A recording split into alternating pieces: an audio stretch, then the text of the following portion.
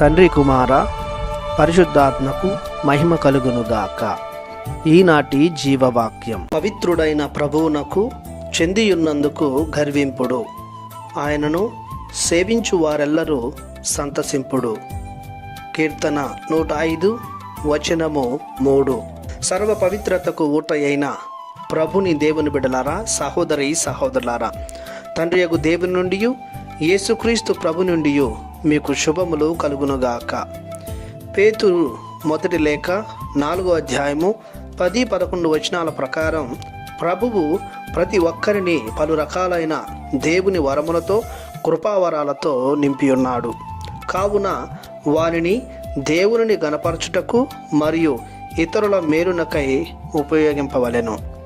సేవించడం అనగా దేవుని ఆరాధించడం మరియు దేవుడు చేసిన మేలులకు కృతజ్ఞతలు చెల్లించడం.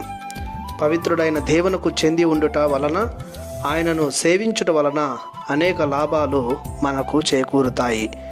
సేవ చేయడం వలన మన చూపులు, మన ఆలోచనలు దేవుని మీద కేంద్రీకృతం చేస్తుంటాం. తద్వారా దేవుని వలె మారుటకు ఆస్కారం కలుగుతుంది. సేవ చేయడం ద్వారా తోటి సోదరి సోదరులతో మనకు సత్సాంగత్యము ఏర్పడుతుంది. మన విశ్వాసాన్ని, మన ప్రేమను పెంపొందిస్తుంది. దేవుని సేవలో దైవానుభూతిని పొందుకుంటాం.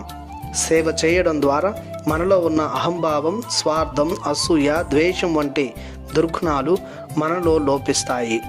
జీవితంలో సంతృప్తి, సంతోషం, శాంతి, సమాధానం మిగులుతుంది. పవిత్రుడైన దేవుని పవిత్రత మనకు సంతరిస్తుంది.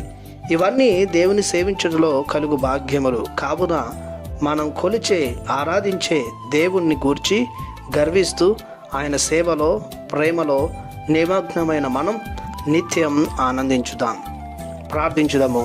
మహాకృపతో నిండిన మా ప్రభువా, మీ అమూల్యమైన ప్రేమకు గాను మీకు వందనాలు చెల్లిస్తున్నాము. సత్యవంతుడవైన దేవుడవైన మీకు చెందినందుకు మేము గర్విస్తున్నాము. సదా మేము ఆరాధిస్తున్నాము. మా దైనందిన జీవితంలో ఎన్ని ఇబ్బందులు, చీకుచింతలు వచ్చినా మిమ్మే అంటిపెట్టుకుని జీవించేలా, గర్వించేలా, మీ పాద సేవలో నిమగ్నమయ్యేలా దీవించమని మీ ప్రియకుమారుడు నజరేయుడగు యేసునామములో ప్రార్థిస్తున్నాము తండ్రి. ఆమేన్.